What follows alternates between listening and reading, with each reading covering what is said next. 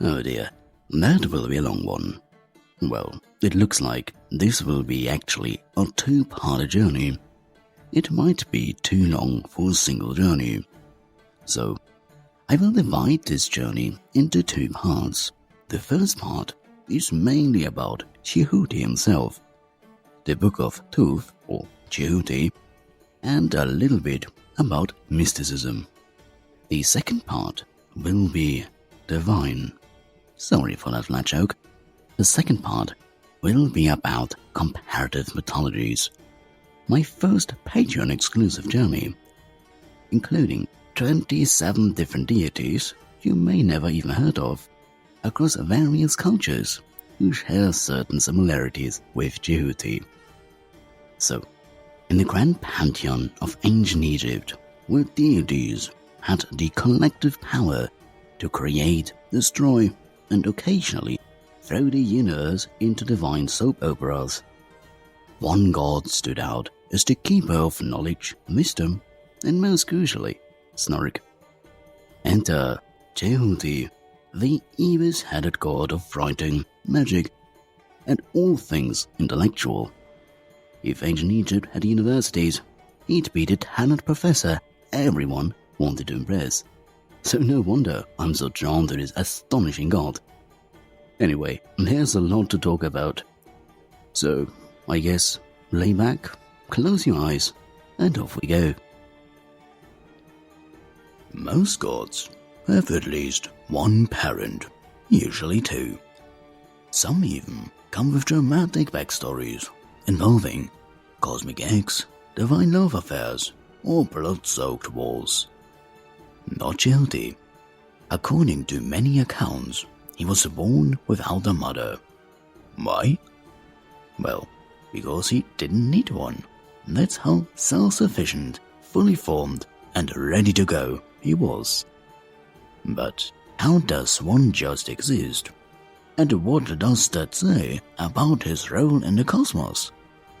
Well, let's explore Djehuti's mysterious origins, how they shaped his divine role, and why the gods seem to keep rewriting his birth story. Now, some myths claim that Djehuti simply came into existence, fully formed from the lips of Re, the sun god. No womb, no dramatic celestial battle, no divine echoing, just pure, instant manifestation. Why?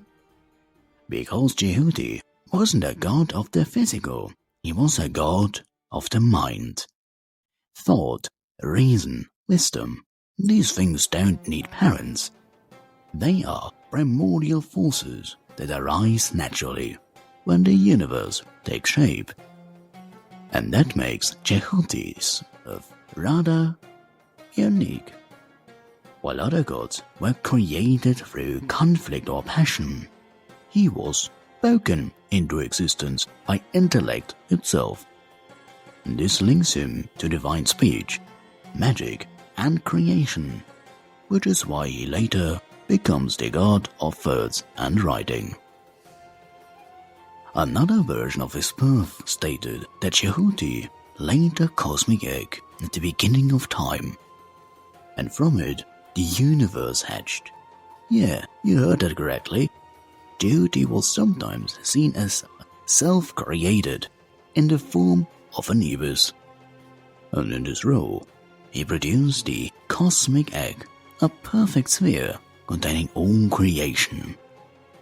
This idea of creation emerging from an egg appears in multiple cultures. The Orphic egg in Greek mythology, the Brahmanda cosmic egg in Hindu cosmology, and the world egg in various mythologies across Asia and Europe. In this version, Djehuti isn't just a god of wisdom.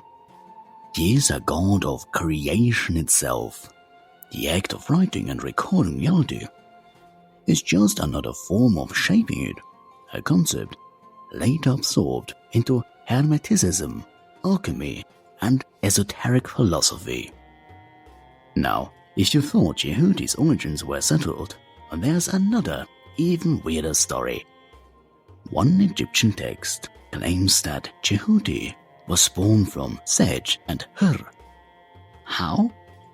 Well, through accidental divine ingestion. So let's break this down. First, Seth and Her were locked in an epic battle for the throne.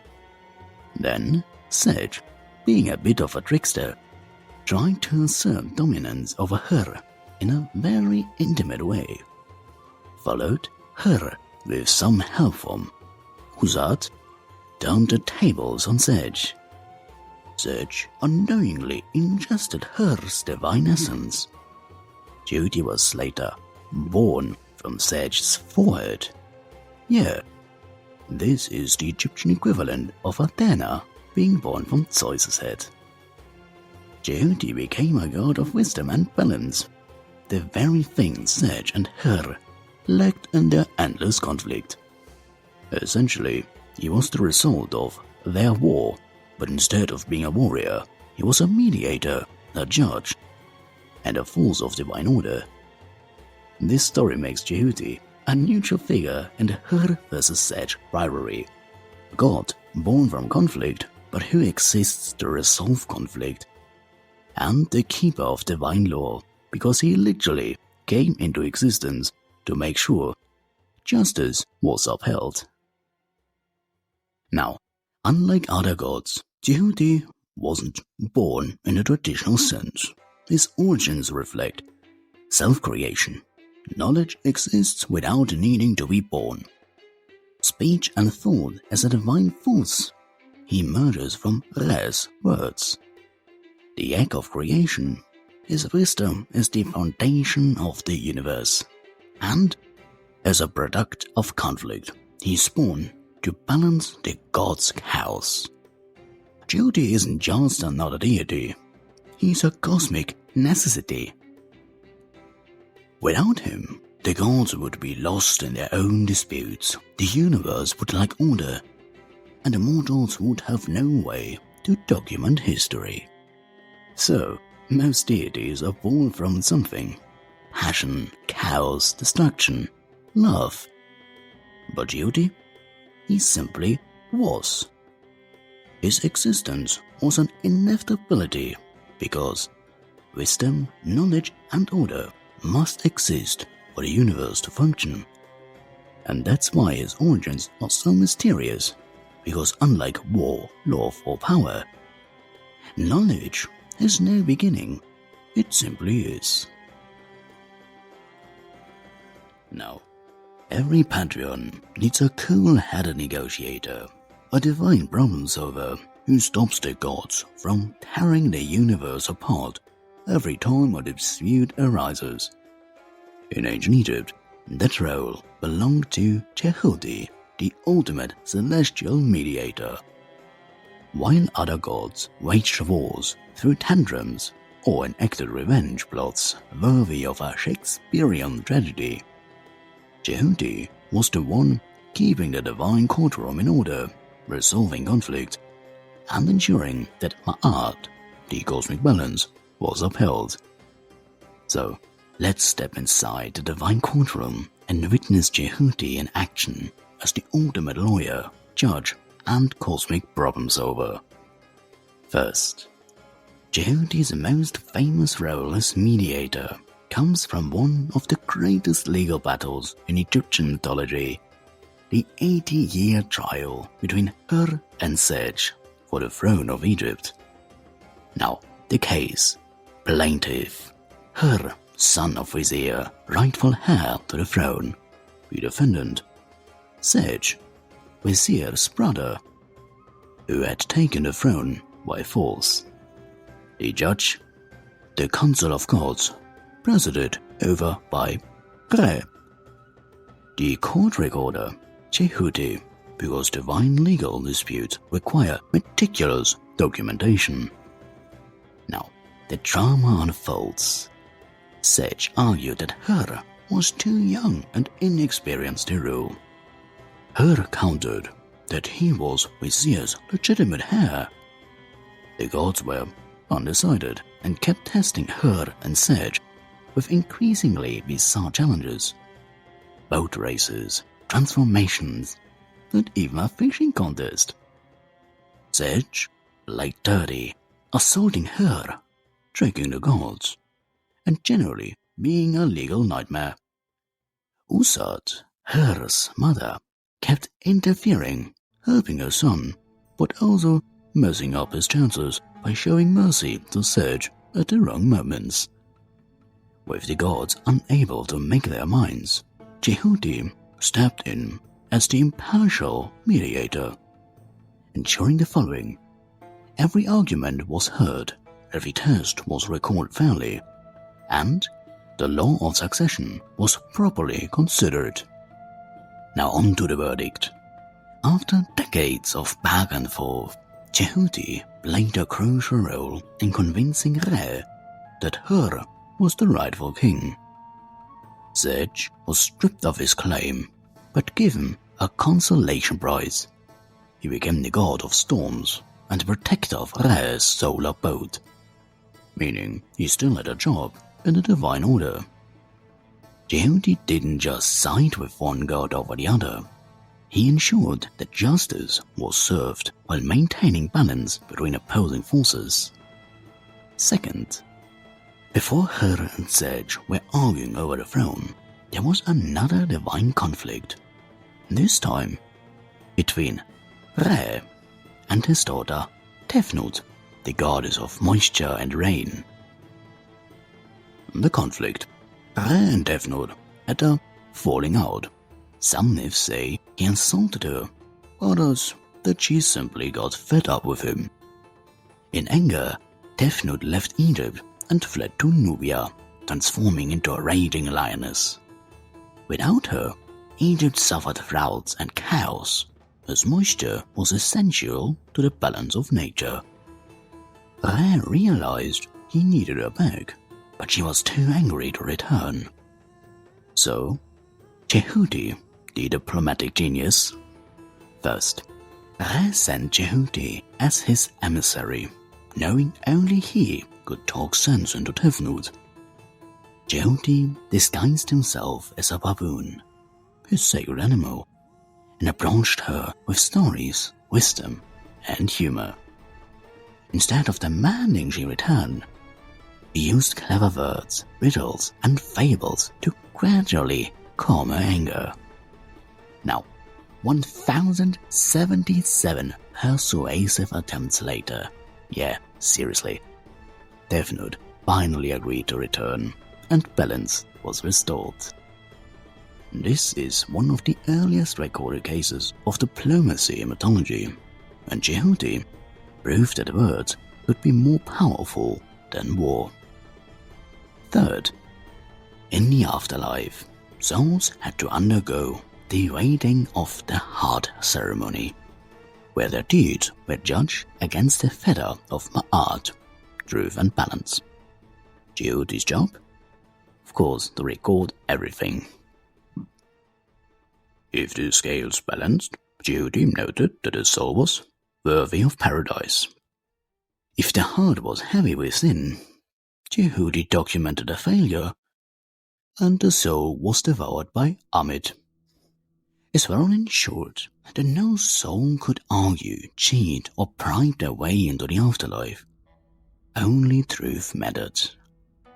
Fourth, Djehuti wasn't just a recorder of law, he was the reason law existed. He maintained cosmic balance, Ma'at, so that the gods didn't destroy the universe every time they disagreed. He ensured fairness in divine rulings, preventing chaos from taking over. He proved that intelligence, logic, and negotiation were just as powerful as war. Without him, Egyptian mythology would be a never-ending battle royale. Instead, it became a well-ordered universe where justice prevailed. Now, Djehuti wasn't just a god of wisdom, he was the one who applied that wisdom to maintain balance among gods and mortals alike. Wherever there was a dispute, chaos, or a legal mess, Djehuti was there to do the following: bring order to conflict, document reality as it was, without bias, and ensure that my art, the cosmic truth, prevailed. He was, in short, the universe's first great lawyer, but instead of billing for every hour, he ensured the gods didn't rip reality apart. Before Google Docs, before parchment, before even the first poor soul was forced to sit for an exam, there was Djehuti, the original keeper of records, inventor of writing, and patron of all things literary. If knowledge is power, then writing is how you store that power, and Djehuti was the first to figure that out. So, let's explore how this enigmatic Evis-headed god invented writing, shaped civilization, and became the reason history even exists. Now, the ancient Egyptians didn't believe writing just evolved. They believed it was a divine gift, bestowed by Djehuti. Fun fact, the ancient Egyptian language was called Mediator, which translates to word god, and means words of the gods, or language of the gods. According to the legend, Djehuti created the first written symbols, which later became hieroglyphs. Not a fun fact, the word hieroglyphs comes from ancient Greek adjective hieroglyphikos, which is a compound of hieros, meaning sacred, and grypo, meaning to carve or to engrave. So it means sacred carvings. Anyway, he taught the gods and mortals how to use writing, because keeping things in your head is pretty unreliable. Developed the first system of record keeping, so rulers could keep track of laws, rituals, and taxes. Yeah, even ancient civilizations had paperwork. But Djehuti didn't just invent writing, he understood it. He knew that words were more than symbols on a page. They were a tool for shaping reality itself. Now, to the ancient Egyptians, writing wasn't just a means of communication. It was a supernatural force. To write something down was to give it permanence. To speak a written spell aloud was to activate it. And to erase a name from history was to annihilate someone from existence. A little hint to Akhenaten. Djehuti, as the god of divine words, understood that writing was the bridge between thought and reality. It wasn't just about recording the past. It was about controlling the present and shaping the future.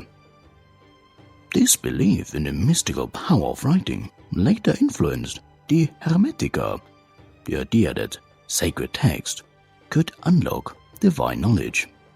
Alchemy, the belief that symbols and inscriptions contained magical power.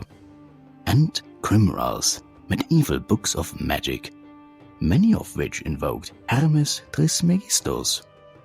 We will come later to this one. So, when the Egyptians carved spells into tomb walls, they weren't just leaving behind instructions. They were imbuing those words with supernatural power. Every great civilization needs bureaucrats, apparently, and the Egyptian pantheon was no different. While other gods were off waging war or ruling the afterlife, Djehuti was the one keeping track of everything. His divine duties included recording the deeds of the gods, because even deities need documentation, documenting the results of the weighing of heart, so there were no disputes in the afterlife, and keeping track of sacred laws and rituals, so pharaohs didn't mess things up. The scribes of ancient Egypt, who spent their lives writing, calculating, and organizing society, worshipped Djehuti as their patron. They even poured out drops of ink in his honor before beginning their work. A divine nod to the first and greatest writer of all. Without Djehuti's divine bureaucracy, the universe itself would descend into chaos. which is why he was often seen as the keeper of Ma'at, the cosmic order. Now, if you were rich and powerful in ancient Egypt, you didn't just die, you commissioned an entire book to make sure you knew what to do in the afterlife. Many of these texts, including the Pyramid text, Old Kingdom, the Coffin text, Middle Kingdom, and of course, the Book of the Dead, New Kingdom. All of those were attributed to Djehuti. Why? Well, because the gods themselves relied on his wisdom, his writing, and his ability to document reality. The belief was simple. If it was written down, it had power. So, if your name was inscribed, your soul would live on. If your tomb had spells written on the walls, you'd have safe passage to the afterlife. And if your heart was light, Djehuti would make sure Vizier saw it in the records. Even in death, writing mattered. And that was all thanks to Djehuti. So, writing wasn't just for priests and the dead. It built Egypt. Thanks to Djehuti's influence, the Egyptian developed hieroglyphic writing, used for religious and monumental inscriptions, hieratic script, shorthand version used for legal and everyday writing, and demotic script, a simplified form used in later periods. But his influence didn't stop there. Because of the Greeks' obsession with Egypt, Djehuti's role as the god of writing evolved into Hermes Trismegistos, and his wisdom lived on in Greek philosophy, Plato, Pythagoras, and Neoplatonism, Roman texts on science, magic, and alchemy, and of course, medieval Europe's obsession with mystical writings and Hermetic wisdom. Today, we still feel Djehuti's legacy every time we write something down, his invention, keep record, his divine duty, or study esoteric texts, if you do this, his mystical influence. In short, he didn't just create writing, he created the foundations of civilization itself. Without Djehuti, we wouldn't have history, law, religion, mysticism, and bureaucracy. Well, I have mixed feelings on this one. His invention, writing, allowed humanity to store knowledge, share wisdom, and shape the future. Djehuti didn't just write history, he made sure there was history to write. And the question is, what will he write that lasts forever? Death in ancient Egypt wasn't just a tragic inevitability, it was an entrance exam for eternity. And who was sitting at the cosmic judge's desk, clipboard in hand, meticulously recording every soul's fate? Djehuti, of course. If you thought modern exams were stressful, imagine standing before a panel of divine beings, while your heart is literally weighed against the cosmic principle of truth. No retakes, no appeals, no cheat sheets, except for the Book of the Dead, of course, which, ironically, was written by Djehuti's divine hand. So, let's break down his role in the afterlife, from celestial scribe to divine gatekeeper. Upon dying, a person's soul, Ba or Ka, had to navigate the treacherous Duat, the underworld, a landscape filled with serpents, demons, and lake-sized nightmares. But the real challenge came at the end. The weighing of the heart ceremony in the Hall of Ma'at. So, here is how it went down. First, the deceased arrives. The soul stands before Vizier, Inpu, Djehuti, and 42 divine judges, because just one wasn't nerve-wracking enough. Weighing of the heart. Inpu places the deceased's heart on one side of the scales and the feather of Ma'at, truth and cosmic order, on the other. Djehuti records the result. every exam needs an official record, and Djehuti acts as the divine scribe, ensuring absolute fairness. And finally, the verdict. If the heart is lighter than a feather, congratulations, you pass. You may enter the field of reeds, which would be the Egyptian paradise. But if the heart is heavier than a feather, you fail. Your soul is promptly devoured by Amid, a monstrous chimera, part lion, part hippo, part crocodile, and you cease to exist. No second chances. While Vizier was the final judge, it was Djehuti's role to document and confirm the verdict. No bribes, no lost paperwork loopholes. If your heart was heavy with sin, Djehuti made sure that Amid got her snack. For those hoping to pass the afterlife test, there was a cheat sheet of sorts, the Book of the Dead, a collection of spells, prayers, and instructions to help souls navigate the afterlife. Many of these spells were believed to be written by Djehuti himself, and included spells for protection. May Djehuti's words guard me against demons. Spells for guidance, or Djehuti, open the gates of the Duat before me. And spells to fool the gods. Yeah, really. Some passages were meant to convince Vizier that the deceased had been a wonderful person, regardless of reality. But even with this mystical crib sheet, if Djehuti saw deception, he wouldn't hesitate to document the truth. No bluffing past the god of writing. So, passing the weighing of heart wasn't the end of Djehuti's influence.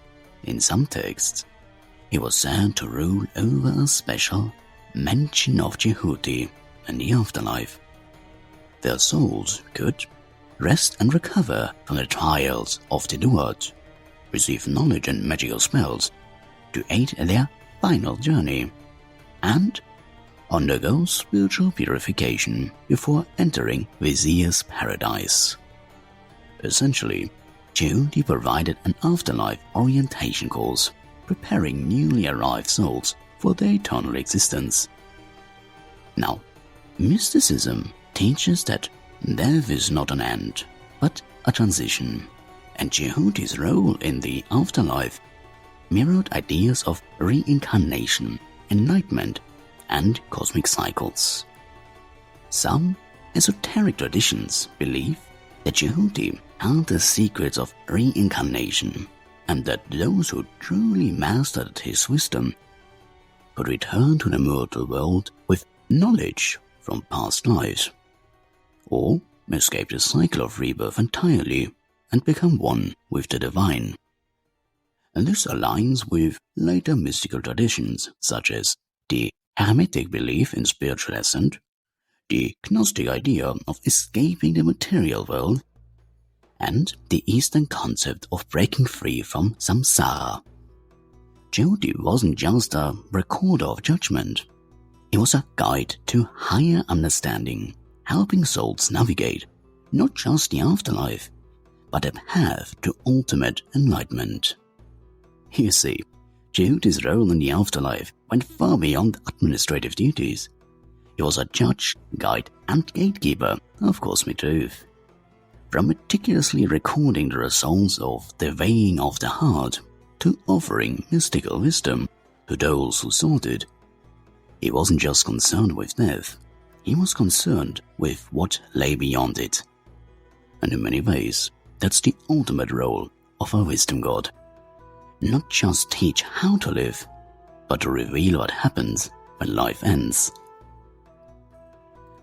Every great civilization needs a functional calendar, something reliable, well-organized, and capable of keeping track of harvests, festivals, and tax collection, because even ancient gods needed their economy in order. But according to Egyptian myth, the original solar year only had 360 days, which was a massive problem because it didn't align properly with the natural cycles of the world. Enter Djehuti, god of wisdom, timekeeping, and occasional celestial con artistry. His solution? Gambling with the moon, stealing extra days from the time itself, and rewriting the very fabric of reality. So let's break down how Djehuti pulled off the greatest heist in cosmic history, adding 5 extra days to the calendar and ensuring that the universe actually made sense. Now, at the dawn of creation, the solar year consisted of only 360 days. This was a major issue because the seasons didn't sync properly, which made agriculture unpredictable. The cosmic order was slightly off.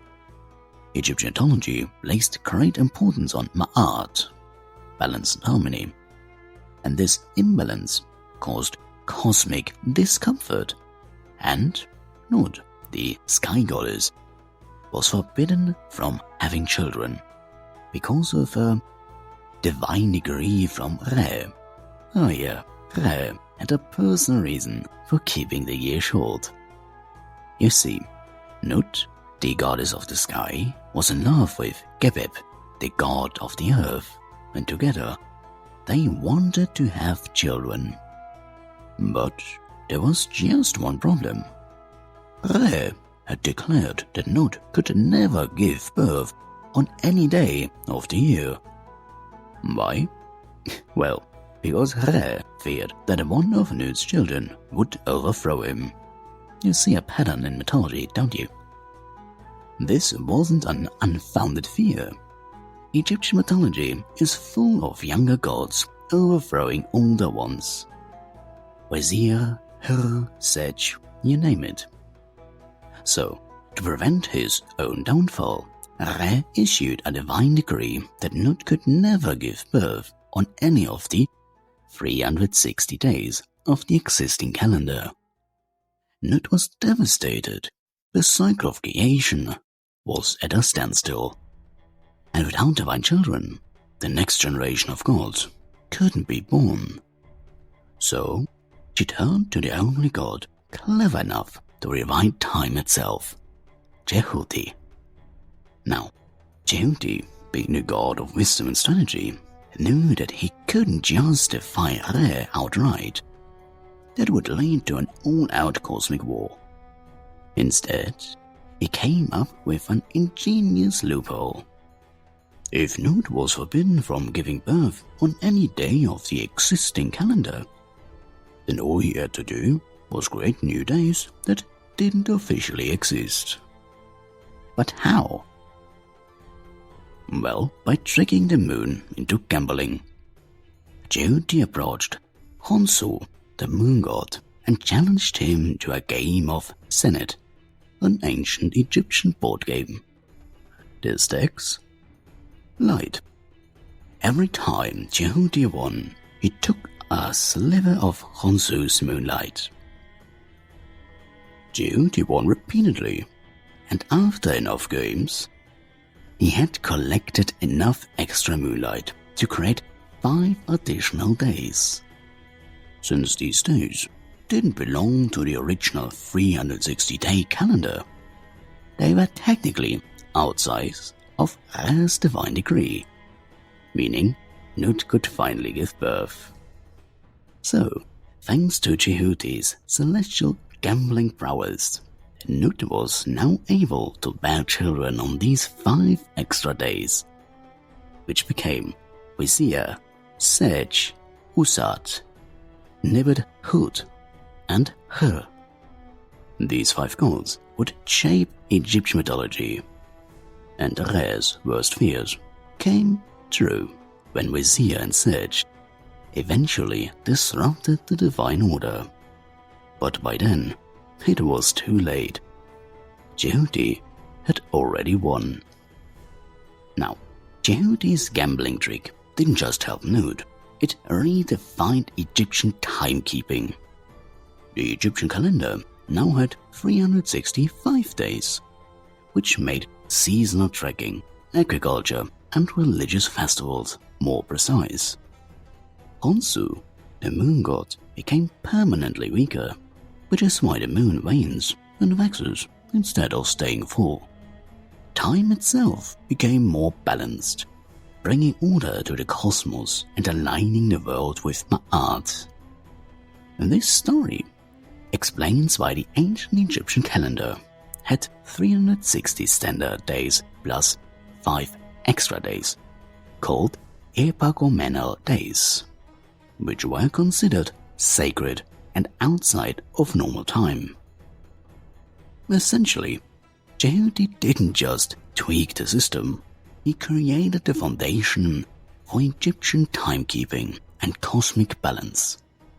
So, Djehuti wasn't just a scribe or a wise deity, he was a cosmic strategist, a trickster, and a master of divine loopholes. Where others saw impossible laws, he saw a way around them. Where Re thought he had sealed his fate, Djehuti found a crack in his system. This is why he wasn't just a god of writing, he was the god of solutions. And sometimes, the best solution is cheating fate itself. Every powerful being has a weakness, something they desperately want to keep hidden. And for Re, the almighty sun god, that weakness was his secret name, a word so sacred, so powerful, that whoever knew it could wield absolute divine authority. Of course, ūsat, the goddess of magic, really wanted that name, and when a goddess of magic wants something, she finds a way to get it. But to pull off her cosmic heist, she needed an expert in divine language, sacred spells, and clever negotiations, which is where Djehuti comes in. Now, let's break down how Djehuti became the key player in one of the most powerful magical deceptions in mythology. First, at the height of Re's reign, he was the ultimate ruler, unchallenged, all-powerful, and in full control of the cosmos. But ūsat had other plans. She wanted more magical power, because being the goddess of magic wasn't quite enough. More control over the gods, because knowing Re's secret name would let her command even him. And hidden wisdom, because nothing was more powerful than divine knowledge. But there was a problem. Re never spoke his true name out loud. It wasn't written down anywhere. Not even the gods knew it. So, if Re wouldn't tell her, ūsat would have to force him to reveal it. And this is where Djehuti's expertise came into play. You see, one day, as Re sailed across the sky, he began to grow old and tired. His body weakened, and as he walked the earth, straw fell from his mouth and landed on the ground. ūsat saw her chance. She took Re's saliva and mixed it with clay, forming a magical serpent.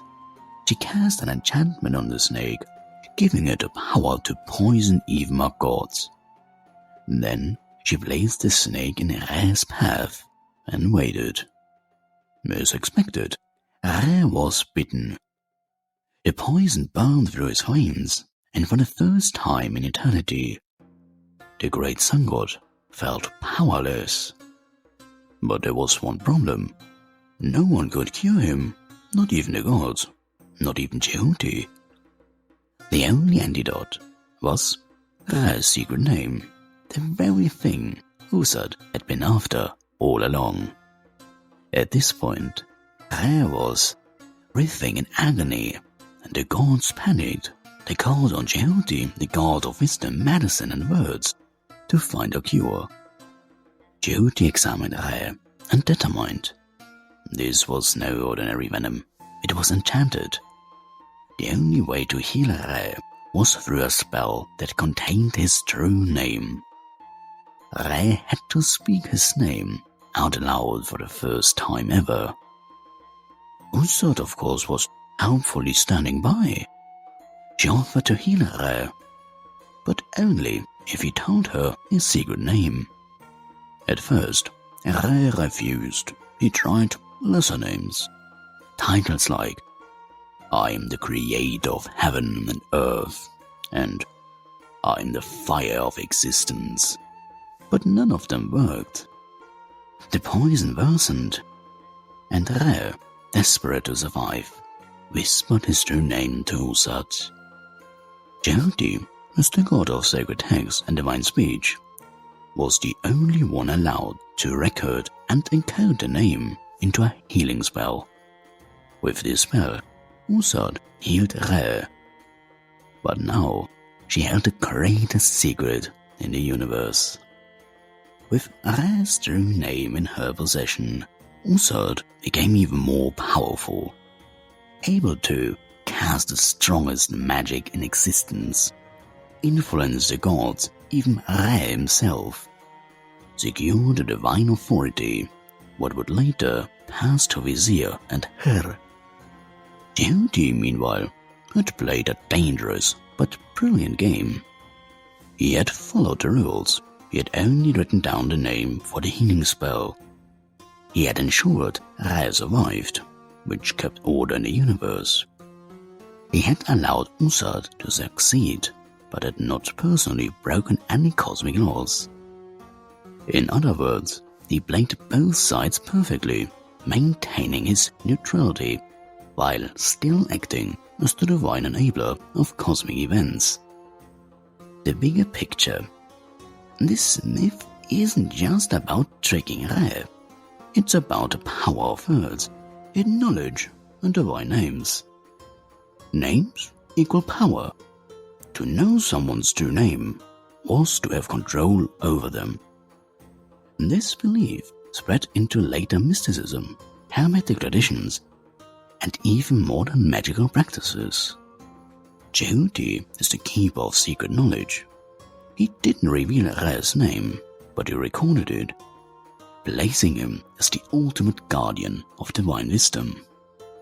And the power of language. This story reinforces the idea that Djehuti's words shape reality itself, because the moment Re's name was spoken, the spell took effect. This is why later esoteric traditions, including Hermeticism and Kabbalah, held that knowing the true name of a divine being gives one mystical power over it, a concept that traces straight back to this story. You see, Djehuti wasn't just a scribe of gods. He was a facilitator of divine change. He understood that knowledge was power, and that sometimes helping someone get what they want without breaking the rules is the best way to stay in the game. While ūsat gained ultimate magic, Re remained on his throne. It was Djehuti who truly won, because he learned the secret name of Re, even if he never used it. He wrote down one of the most powerful spells in existence, and he preserved order while subtly reshaping history. Because, at the end of the day, Djehuti wasn't just a record keeper. He was the master of the unspoken, the unseen, and the unknowable. And that is true power. War, betrayal, and divine aerial combat. This story has it all. At the center of it, Djehuti, the master strategist, celestial inventor, and the mind behind one of Egypt's most iconic symbols, the winged sun disk. So, let's explore how Djehuti used his intellect to help Her win a decisive battle against Seth, and in doing so, created a symbol that would last for millennia. Now, by the time the story takes place, Her and Seth had been at war for what felt like an eternity.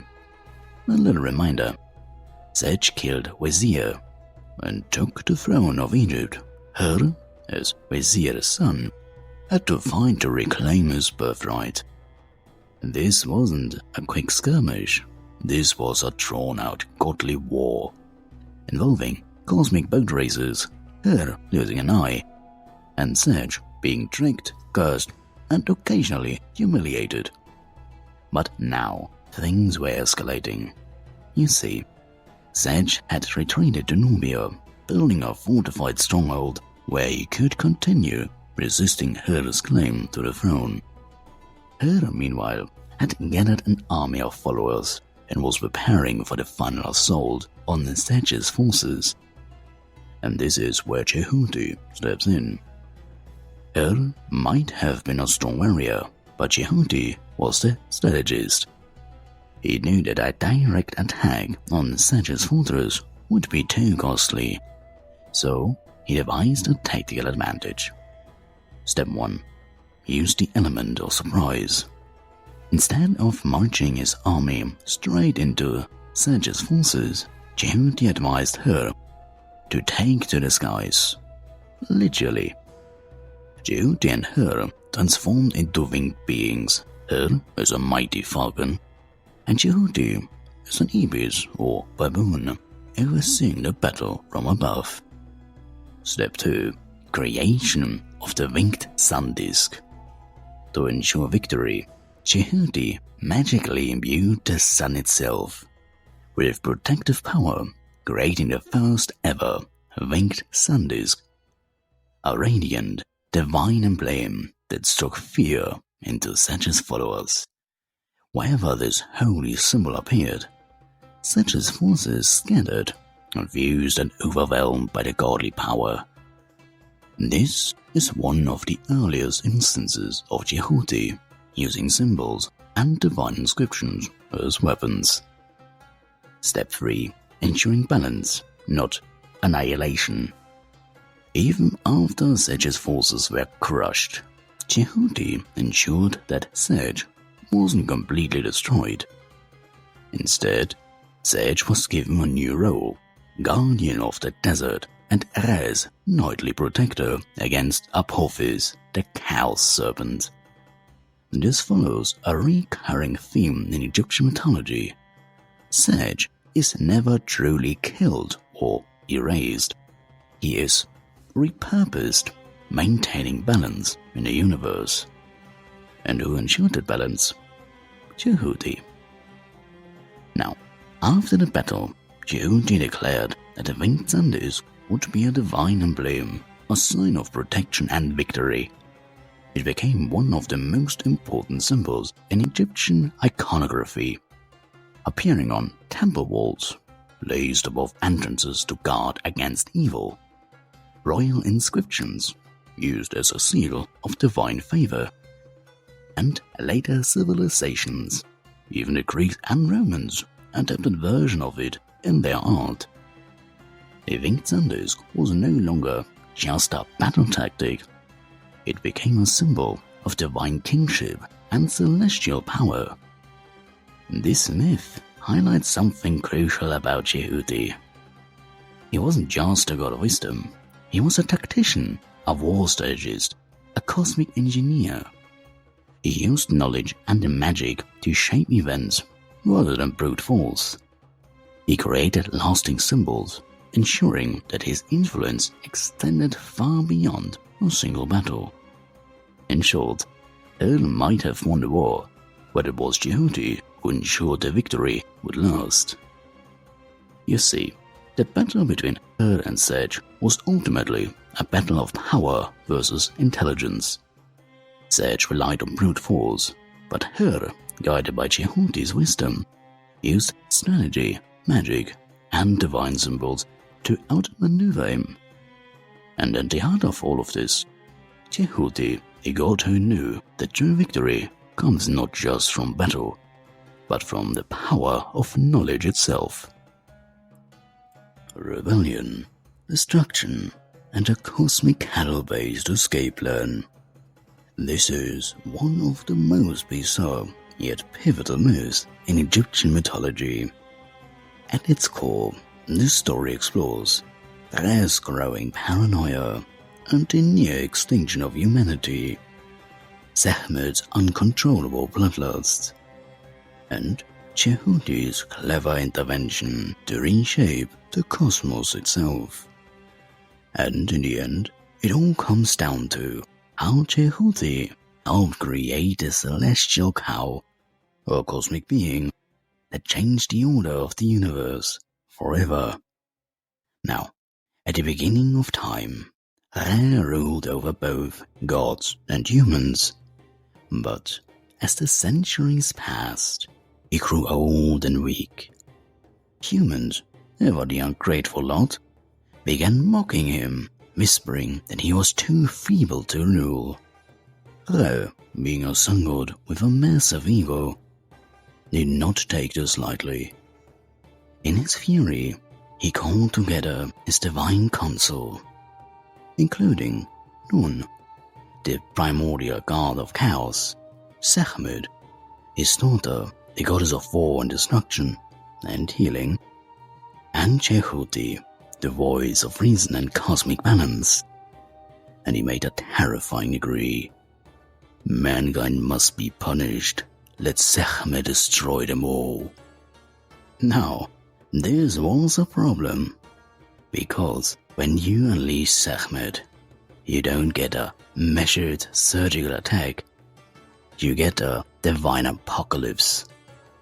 Speaking of, Sekhmet, being a lion-headed goddess of war, bloodlust, and unfiltered rage, took Re's command very seriously. They descended upon humanity, slashing, tearing, and drinking the blood of the fall. The problem? Well, she enjoyed it too much. What was supposed to be a punishment turned into an uncontrollable massacre. Humanity was on the brink of extinction. Re, realizing his mistake, panicked.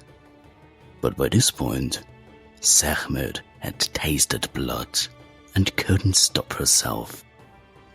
So, once again, the gods turned to Djehuti, the master of divine problem-solving.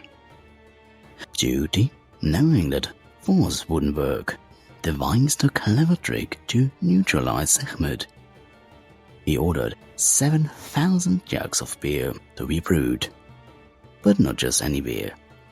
He dyed it blood red with pomegranate juice, making it look like human blood.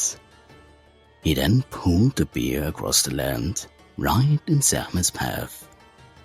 When Sekhmet saw the rivers of blood, she drank deeply, thinking it was the spoils of her rampage. But instead of fueling her bloodlust, she became completely intoxicated. And a drunken Sekhmet is a harmless Sekhmet. When she finally woke up from her divine hangover, she had forgotten her murderous rage. Thus, humanity was saved. And this is why the Egyptians celebrate a festival of drunkenness, where they drank in honor of Sekhmet's pacification. Now, even though humanity was saved, Re was shaken. His own people had betrayed him, and he had nearly destroyed them. He no longer trusted mortals, and he no longer wanted to rule the earth. So, he made a radical decision. He would leave Earth and retreat to the heavens. And once again, Djehuti played a role in making this happen. Djehuti, alongside Shu, helped raise Re into the sky. But instead of simply lifting him, they did something more profound. They transformed the very fabric of reality. Nun, the sky goddess, was turned into the celestial cow, a massive, divine being upon whose back Re would ride across the heavens. To keep her from falling, Djehuti created the 4 pillars of the sky to be seen in the hieroglyphs, by the way, ensuring the heavens were stable. The earth and sky remained separated. Re could continue ruling from above, rather than among mortals. Now, this myth highlights one of Djehuti's most profound roles. He didn't just solve problems, he reshaped the universe itself. He transformed chaos into cosmic order. He engineered the balance between gods, mortals, and the heavens. Without Djehuti's intervention, humanity would have been wiped out by Sekhmet. The heavens would have remained disorganized and unstable. The Egyptian cosmos would not have been structured as we know it. This is why Djehuti was more than just a wise god. He was a divine architect, ensuring that even the gods' mistakes could be turned into balance. Now, Djehuti wasn't just a problem solver, he was a cosmic innovator. He understood that power alone doesn't make a ruler. Wisdom does. That violence isn't the answer, strategy is. And when something is broken, you don't destroy it, you reshape it. Thanks to him, the sun still rises, the heavens remain stable, and humanity got to keep existing. And all because he knew how to outthink both gods and mortals alike. The pyramids, the ultimate symbol of Egyptian civilization. For thousands of years, they have stood as mystical, mathematical, and architectural wonders. But who gave the ancient Egyptian the knowledge to build them? According to mythology, of course. Enter Djehuti, the god of wisdom, measurement, and sacred geometry. While pharaohs took credit for commissioning these massive structures, Djehuti was the one who provided the divine knowledge that made them possible. So, let's explore how Djehuti became the cosmic architect behind the greatest monuments of the ancient world. Now, the Egyptians believed that numbers and measurements were sacred, not just tools for construction, but a reflection of cosmic order, ma'at. You see, Djehuti was the god of measurement, engineering, and precise calculations. He was seen as the master of sacred geometry, the divine mathematician, so to speak. The perfect harmony of the universe could be expressed through numbers, angles, and proportions. Djehuti was believed to have inscribed the sacred proportions of the pyramids into the cosmic order itself, meaning that their dimensions weren't just practical, but divinely inspired. And where do we see this? Well, the golden ratio and pi are encoded into the Great Pyramid's dimensions, and the alignment of pyramids with celestial bodies suggest an astronomical level of precision, and the use of right angles, perfect symmetry, and complex internal passages hint at advanced knowledge. To the Egyptians, this wasn't an accident, it was Djehuti's design. To be clear, we are talking about mythology, not history here. Now, deep inside the pyramids, carved onto the walls of tombs, are the pyramid texts, some of the oldest religious writings in existence. These texts document spells, rituals, and divine wisdom, many of which are attributed to Djehuti himself. They include instructions for the soul's journey into the afterlife, making the pyramids not just tombs, but portals to eternity. And the spells ensure that pharaohs could ascend to the heavens, aligning with Djehuti's role as the god of divine ascension and transformation. So, essentially, the pyramids were not just tombs, they were spiritual machines, designed with Djehuti's sacred knowledge to help the soul reach the stars. And the knowledge required to build pyramids wasn't randomly discovered. It was passed down through priesthoods, scribes, and secret schools of wisdom. These mystery schools were said to be guarded by the priests of Djehuti, who taught sacred mathematics, astronomy, and construction techniques, preserved the rituals needed to construct the pyramids as spiritual gateways, and recorded knowledge in hidden texts passed only to the worthy. These priesthoods didn't just build pyramids, they ensured that each structure was aligned with cosmic principles that reflected Djehuti's teachings. This idea later influenced Hermetism and Freemasonry, which viewed Djehuti as the original divine architect. Now, Djehuti wasn't the only god associated with pyramid building.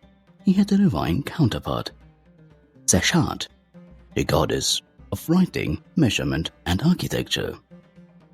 Seth was often depicted measuring land and recording the dimensions of buildings. She worked closely with Djehuti to ensure that everything was calculated correctly. Pharaohs performed a sacred ritual called the stretching of the cord, which symbolized aligning a new temple or pyramid with the stars, a practice said to be guided by Djehuti and Seth. Together, these two deities ensured that all great structures were built with divine precision. Djehuti's role in pyramid construction wasn't just about architecture. It was about maintaining cosmic order, ma'at, through perfect proportions, connecting Earth to the heavens through sacred design, ensuring that pharaohs had a pathway to the stars, fulfilling their divine destiny. Later traditions, including Greek philosophy, Hermeticism, and even modern esoteric thought, saw Djehuti as the ultimate master builder, the god who encoded divine knowledge into the very foundations of civilization. Without him, the pyramids would have just been piles of stones. With him, they became timeless monuments of divine wisdom. So, Djehuti wasn't just a scribe or a scholar, he was the blueprint maker of the universe. To him, knowledge wasn't just something to be written down, it was something to be built. And because of that, his influence can still be seen today in the form of the greatest architectural achievements of the ancient world. Because when you control knowledge, you don't just shape history, you build it. If you've ever seen the Eye of Her, one of the most famous symbols of ancient Egypt, you might not have realized that it was once lost, broken, and in desperate need of repair. And who restored it? Who healed it, ensuring it became a symbol of divine power, protection, and wisdom for eternity? Djehuti, of course. This story isn't just about magical eye surgery. It's about how Djehuti played a crucial role in a battle between Her and Seth, and how his actions shaped Egyptian symbolism forever. But, as always, this tale begins with Her and Seth, the ultimate celestial rivals. Her, the rightful heir to Vizier, fighting to reclaim the throne. Seth, the chaotic storm god, refusing to give up power. Their fight was legendary, and one of their battles had catastrophic consequences. So, in the heat of combat, Seth struck Her with terrifying force, In some versions, he gouged out Her's left eye entirely. In others, he smashed it into 6 pieces, scattering them across the land. Without his eye, Her was weakened, his divine side was gone, and so was his connection to Ma'at, the cosmic order. This was not just a personal injury, it was a threat to the balance of the universe. So, the gods called upon Djehuti, the one who could fix anything. Djehuti, known for his knowledge of medicine, magic, and sacred symbols, took on the task of healing Her. First, he searched for the lost pieces of the eye, tracking them across Egypt. Then, he used divine spells to restore them. But this wasn't just about putting it back together. He made it even stronger than before, infusing it with magical power. In the process, the Eye of Her became a powerful symbol of healing because it had been broken and restored, protection because it had overcome destruction, and wisdom because Djehuti infused it with sacred knowledge. Once fully healed, Djehuti returned the eye to Her, allowing him to regain his strength and continue his fight against Seth, restore balance to the world by reclaiming his divine side, and use the eye as a mystical source of power, one that humans could later invoke for protection. Now, the Eye of Her, the Wadjet eye, became one of the most sacred Egyptian symbols, appearing on tombs to protect the dead in the afterlife, amulets worn for health and safety, and temples to ward off evil and maintain Ma'at. But it was more than just a symbol, it was also a mathematical system. The 6 broken pieces of Her's eye each represented a fraction, creating a divine unit of measurement that influenced Egyptian mathematics. This mathematical, mystical fusion is pure Djehuti because he didn't just fix things, he turned them into sources of higher knowledge. Djehuti's role in this myth highlights something crucial about his nature. He doesn't just record knowledge, he restores it. He doesn't just preserve balance, he actively rebuilds it when it's broken.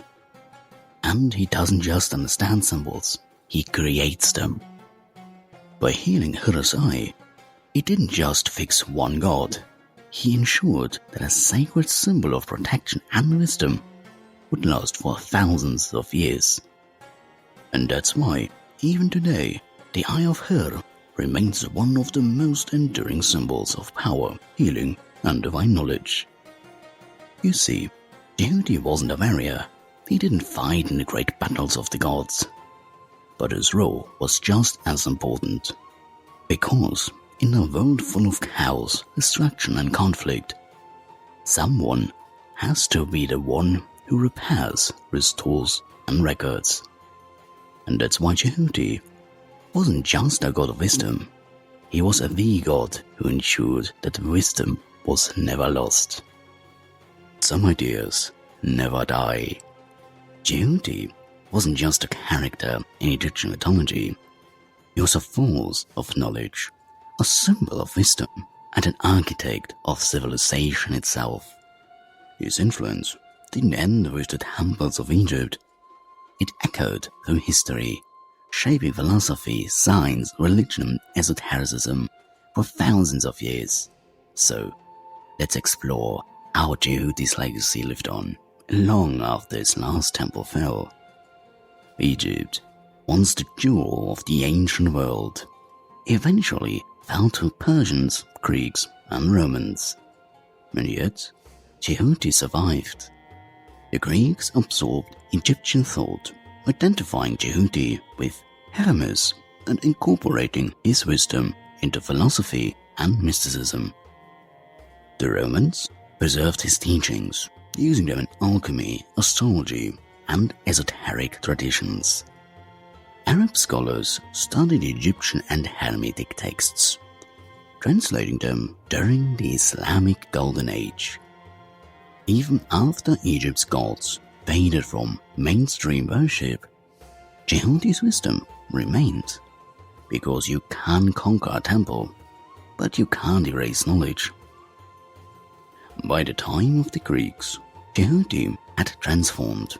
He was no longer just an Egyptian god, but something much bigger.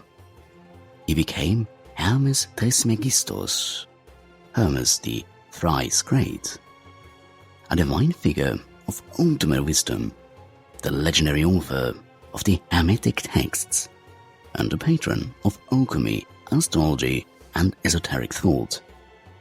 The Hermetic corpus, attributed to Hermes Trismegistos, became a foundational text for mysticism and influencing Neoplatonism, Greek philosophy, alchemy, and the search for transformation. The Renaissance movement, rediscovering lost wisdom, and secret societies like the Freemasons and Rosicrucians. Even today, phrases like as above, so below, a core Hermetic idea, trace directly back to Djehuti's belief in the cosmic balance of Ma'at. You see, Djehuti wasn't just a mystical figure. His legacy shaped both faith and reason. In Christianity, the Logos, the divine world, concept has parallels to Djehuti's role as the speaker of creation.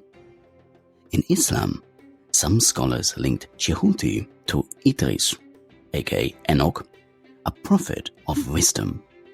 In Judaism, Kabbalistic traditions show similarities to Hermetic ideas about divine knowledge. Meanwhile, his association with measurement, timekeeping, and the writing world helped shape the rise of written law and historical record keeping, the development of astronomy and the tracking of time, and the scientific method, structured knowledge through observation and recording. His legacy can be seen in the very way humans organize, understand, and document reality. Even though ancient Egyptian religion faded, Djehuti never truly disappeared. His symbols, like the ibis, the moon, the katokeos, and the Eye of Her, still appear in occult traditions, alchemy, tarot, and secret societies. Medical symbols, the katokeos, as a staff of healing, and education scholarship, the image of the wise scribe, the patron of learning. Djehuti represents something timeless, the eternal pursuit of knowledge, the power of the written word, and the idea that wisdom is the key to both power and balance. You see, Djehuti may no longer be worshipped in temples, as he used to be, but he is still one of the most influential gods in history, because his domain was never just Egypt. It was knowledge itself. And as long as humans seek wisdom, preserve history, and believe in the power of words, Djehuti's spirit will never truly be gone, because true knowledge never dies. It simply finds new forms. The Book of Thoth, or Djehuti, that fabled tome of cosmic secrets, magical incantations, and, according to some legends, the ultimate manual for bending reality itself. If ancient text had a forbidden section, like in Hogwarts, this would be it. But unlike J.K. Rowling's restricted section, the Book of Djehuti allegedly wasn't just hidden behind some librarian's disapproving glare. It was buried in a tomb, cursed, and guarded by divine wrath. So, let's dive into everything we know and don't know about this legendary book. First, what was the Book of Djehuti? The Book of Djehuti is said to be a collection of texts written by the god himself, an encyclopedia of divine knowledge, a spellbook of immense power, and a philosophical treatise, all rolled into one. Depending on the version of the legend, it contained the secrets of the universe, of course, cosmology, time, space, and the hidden workings of reality, magical spells, incantations capable of resurrecting the dead, controlling the elements, and understanding the speech of animals. Speaking of, the language of the gods, a form of writing so potent that to utter its word was to alter reality. And of course, the power over life and death, the ultimate cheat code to existence. Naturally, this made it very inconvenient for the gods, who didn't want just anyone walking around with access to divine-level wizardry. Hence, the book was hidden away, locked in a metaphorical, or literal, celestial safe, and kept from mortal hands. The most famous myth associated with the Book of Djehuti is that of Neferkaptah, a prince of Egypt who, despite being warned, went full Indiana Jones in pursuit of the book. According to legend, the book was hidden beneath the Nile, encased in a series of deadly defenses. We are talking a river of serpents, because regular booby traps weren't dramatic enough, an iron box inside a golden box inside a silver box, and so on and so forth. Yeah, it's one of those stories. And a guardian snake with enough venom to turn any treasure hunter into an unpleasant memory. Now, being overachiever, Neferkaptah managed to bypass all these obstacles somehow, killed a snake, which, in true Egyptian myth fashion, immediately resurrected and had to be killed again, and finally retrieved the book. And what did he do? He read it out loud, which, as every horror film has taught us, is the worst possible thing you can do with ancient magical texts. And as a result, he gained phenomenal knowledge and power, but also incurred the wrath of the gods. Djehuti himself wasn't pleased, and as punishment, ensured that Neferkaptah, his wife, his son, why not, would all meet tragic ends. His body was eventually entombed along with the book, but it was lost once again. Now, the Book of Djehuti straddles the line between historical mystery and mythological cautionary tale. While there is no physical evidence of such a text, hence the term myth, the concept of a book containing all wisdom wasn't unique to Egypt. Similar myths appear in other traditions, such as the Sumerians. They had the Tablet of Destinies, a divine object that granted supreme power. The Greeks, they had the before-mentioned Hermetica, text supposedly written by Hermes Trismegistus, basically Djehuti and Hermes combined. And medieval Europe, they had grimoires like the Picatrix and the Key of Solomon, claiming to hold magical knowledge. Could the Book of Djehuti have been actual text, a collection of scrolls detailing Egyptian philosophy, magic, and theology? Or was it always just a story, a way to warn mortals about the dangers of unchecked knowledge? Now, the Greek world saw Djehuti as their Hermes, kinda.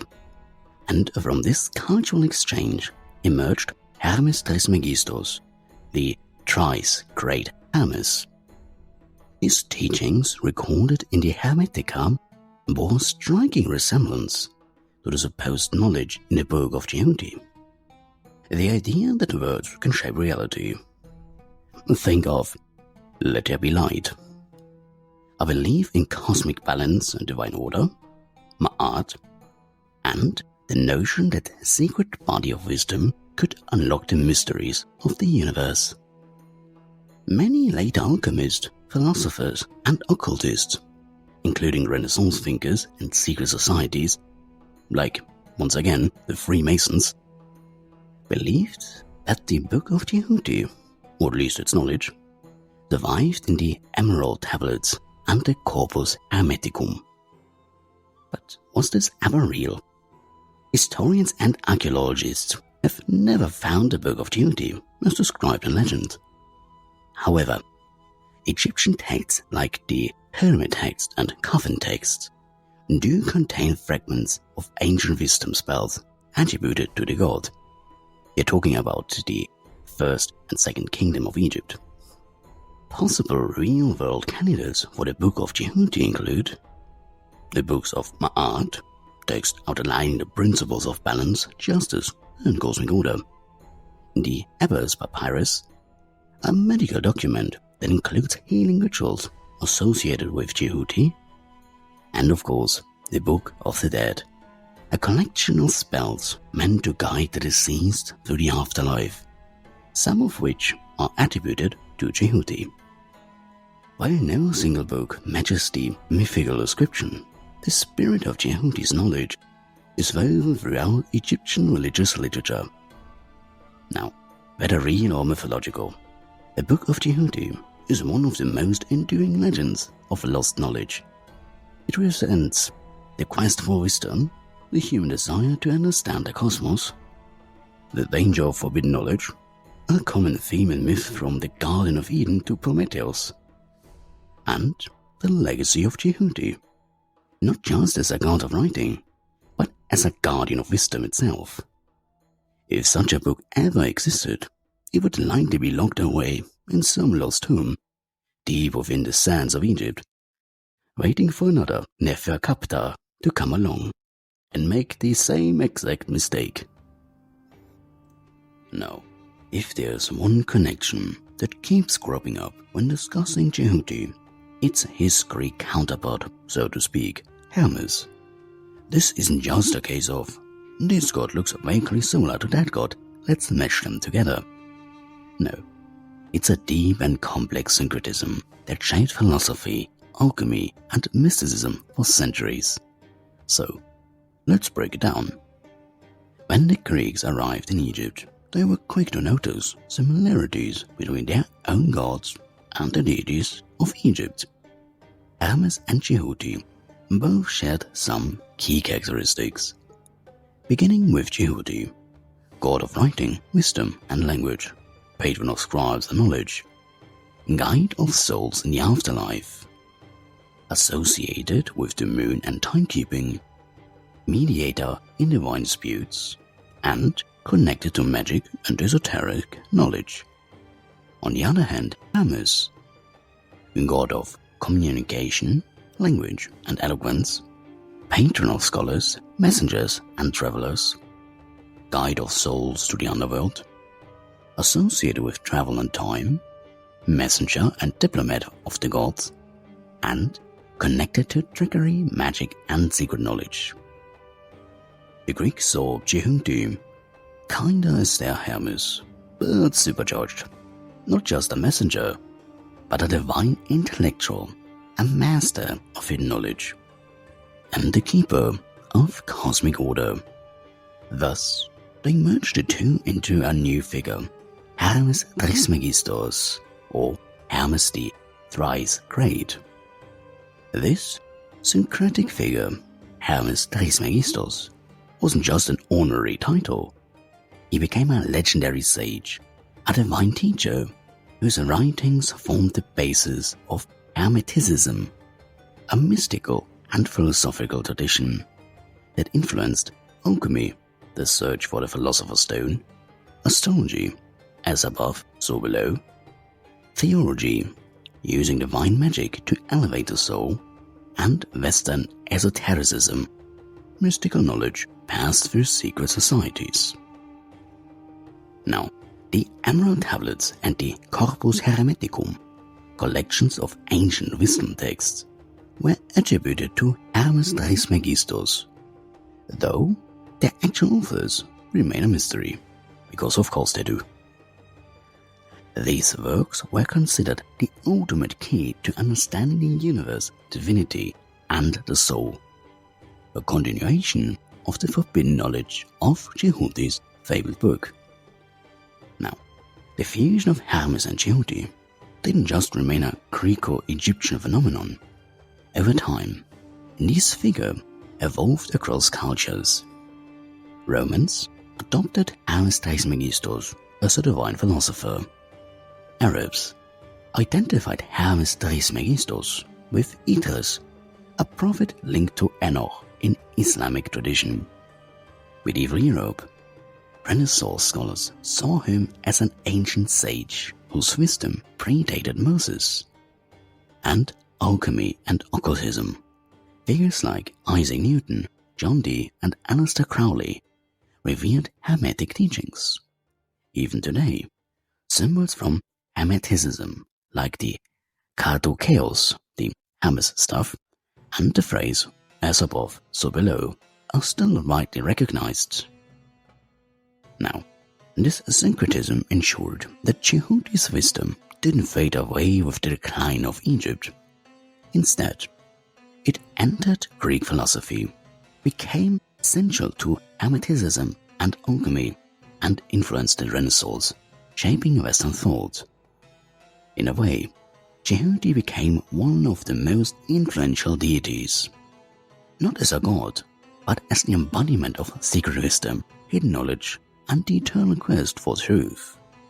So, while the temples of Djehuti have crumbled, his wisdom, transformed into Hermetic thought, continues to influence modern spirituality, mysticism, and esotericism. From the scribes of ancient Egypt to medieval alchemists, from the priests of Hermopolis to modern occultists, the wisdom of Djehuti, Hermes, has endured for millennia. Because in the end, wisdom never truly dies. It just finds a new name. Now, if mysticism is about seeking hidden knowledge, divine truths, and a connection to higher realities, then Djehuti is not just a participant. He is the founding member of the club. Across history, mysticism has been shaped by sages, prophets, and philosophers. But before Pythagoras, before Plato, before the medieval mystics and the alchemists, there was Djehuti, the first true guardian of esoteric wisdom. So, let's explore how and why this enigmatic god earned the title Father of Mysticism. Now, Djehuti wasn't just a scribe recording divine laws. He was the custodian of cosmic secrets. His teachings preserved in sacred texts and myths. They covered the nature of the soul, what happens after death, how the spirit transcends, the structure of the universe, the order behind the cosmos, Ma'at, and magic and divine speech, the power of words to shape reality. Mysticism revolves around seeking direct experience of the divine, and Djehuti's wisdom was thought to offer exactly that, the keys to enlightenment. Now, mysticism is closely tied to theurgy, the practice of using divine rituals to ascend spiritually. Djehuti was a master of this. Words as power, Egyptian magic wasn't just waving a wand, it was speaking creation into existence. Djehuti's words were believed to have shaped reality itself. Rituals of the Afterlife, the Book of the Dead, inspired by Djehuti's teachings, was a mystical guide for the soul, an instruction manual for navigating the unseen world. Transformation and ascension. Mysticism often focuses on the soul's journey to a higher state, and Djehuti was thought to guide souls through this process, not just in the afterlife, but in mystical initiations during life. This is why later esoteric traditions like Hermeticism, Kabbalah, and alchemy all emphasize divine words, hidden knowledge, and ascension. all things attributed to Djehuti. As we covered before, the fusion of Djehuti and Hermes created Hermes Trismegistos, who became the patron of mysticism and hidden knowledge in the Greco-Roman world.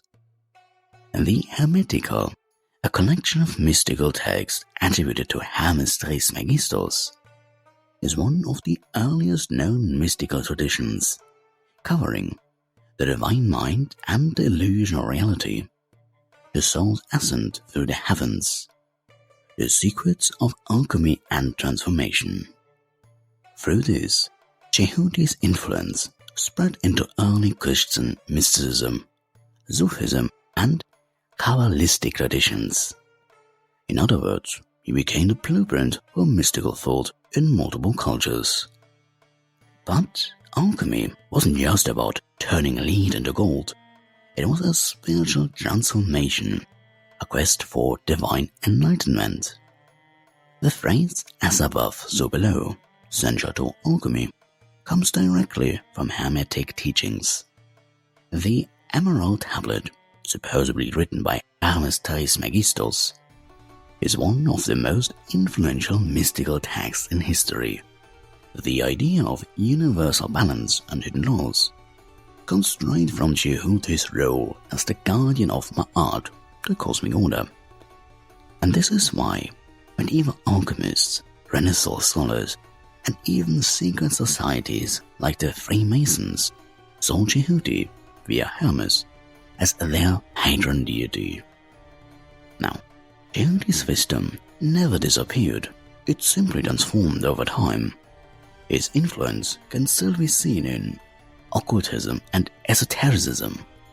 Many modern mystical traditions trace their lineage back to Hermeticism, which is ultimately rooted in Djehuti. New Age spirituality, concepts like sacred geometry, astral traffic, and the Akashic records have echoes of Egyptian mysticism. Kabbalah and Sufism, the idea of ascending through spiritual knowledge, aligns with Djehuti's teachings. And Freemasonry and Rosicrucianism, both societies honor the Hermetic tradition, which means Djehuti's wisdom is still revered today. So, if mysticism is about seeking divine truth beyond the physical world, then Djehuti was humanity's first guide on that journey. Whether through the Egyptian temples, the Hermetic texts, or the alchemical scrolls of medieval Europe, the wisdom of Djehuti still echoes through time. To this very day, anyone who seeks higher knowledge, hidden truths, and the divine mysteries is, in some way, walking the path of Djehuti.